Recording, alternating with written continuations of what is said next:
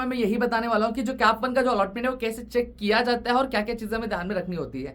साथ ही साथ दोस्तों नीचे डिस्क्रिप्शन में आपको फर्स्ट ईयर इंजीनियरिंग का व्हाट्सएप चैनल दिख रहा होगा, जाके फटाफट से ज्वाइन कर लेना, क्योंकि जितने भी आपके इंजीनियरिंग के लेक्चर्स के अपडेट होंगे, सारी चीजों के अपडेट होंगे, वो आपको वहीं पे देखने मिलेंगे। दूसरी चीज, डिस्क्रिप्शन प्रदीपगिरी एकेडमी ये चैनल मेंशन किया हुआ है, जाके जरूर से सब्सक्राइब कर लेना, ठीक है। अभी नहीं सब्सक्राइब करोगे तो जब कॉलेज में जाओगे, जब आपके सीनियर से कन्वर्सेशन करोगे कि भाई कैसे करना है, कहां से करना है, तो आप खुद ब खुद प्रदीपगिरी एकेडमी पे ही आने वाले हो, ठीक है। तो चलो एक करके डिस्कस करते हैं क्या क्या चीजें हमें ध्यान रखेंगे। मैं आप सभी को सबसे पहली चीज बता दूं कि आपका जो कैप वन का जो अलॉटमेंट है वो आपको कहां पे दिखने मिलेगा। आपको आपके एमएचसीडी की वेबसाइट पे जाना है, वेबसाइट पे जाके आपकी जो लॉगिन है उस लॉगिन में जाना है, ठीक है। क्या जो प्रोसेस है उस पर जाना, और फिर वहां पे आपको जो कॉलेज अलॉट हुआ है कि नहीं अलॉट हुआ इसके बारे में आपको पता चलेगा।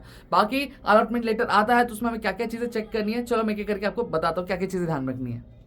दोस्तों अब यहाँ पे देखो, अब यहाँ पे अगर मैं बात करूँ कुछ आपका जो अलॉटमेंट लेटर होगा वो कुछ इस तरीके से यहाँ पे दिखेगा। ये एक्चुअली पुराना अलॉटमेंट लेटर है, ठीक है। अब यहाँ पे देखो, सबसे पहली चीज आपका नाम दिखेगा, यहाँ पे आपका जेंडर दिखेगा, ठीक है, कैंडिडेट टाइप, आपका डेट ऑफ बर्थ, आपको यूनिवर्सिटी कौन सी, होम यूनिवर्सिटी कौन सी आपकी वो यहाँ पे दिखाई देगी।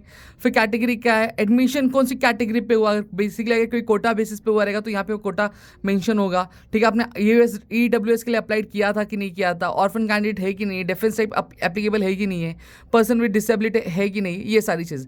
TFWS के लिए अप्लाई किया था, यस, कौन कौन कैंडिडेट हो गया, ये सारी चीज़ आपको यहाँ पे दिखा। लिंग्विस्टिक माइनॉरिटी या फिर रिलीजियस माइनॉरिटी एप्लीकेबल है, ये सारी इन्फॉर्मेशन आई। फिर आपकी जो मेन इन्फॉर्मेशन होती है वो यहाँ से शुरू होती है, जहाँ पे सबसे पहली चीज़ आपका इंस्टीट्यूट अलॉटेड। इंस्टीट्यूट अलॉटेड मतलब क्या होता है कि जब आपका जब कैप वन में फॉर एन एग्जाम्पल अगर आपको कोई कॉलेज अलॉट होता है तो वहाँ पे इंस्टीट्यूट अलॉटेड में उस कॉलेज का नाम यहाँ पे क्या आएगा।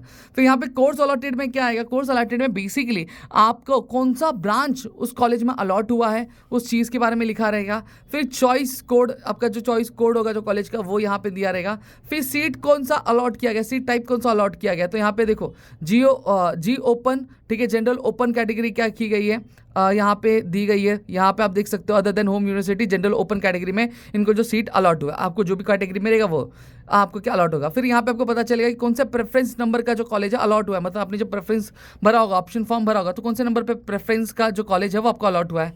फिर कौन से कैप राउंड में अलॉट हुआ है, जैसे 1 में अलॉट होगा तो यहाँ पे 1 लिख के आएगा। फिर आपका मेरिट नंबर क्या था और आपकी परसेंटाइल, मेरिट परसेंटाइल क्या थी, ये यहाँ पे क्या लिखा रहेगा। समझ में आ गया। अब ये जो है इस चीज़ को, ये लेटर आपको अलॉट होगा अगर आपके कॉलेज आपको अलॉट होता है कैप वन में, तो आपको ये चीज़ें क्या अलॉट होगी दोस्तों।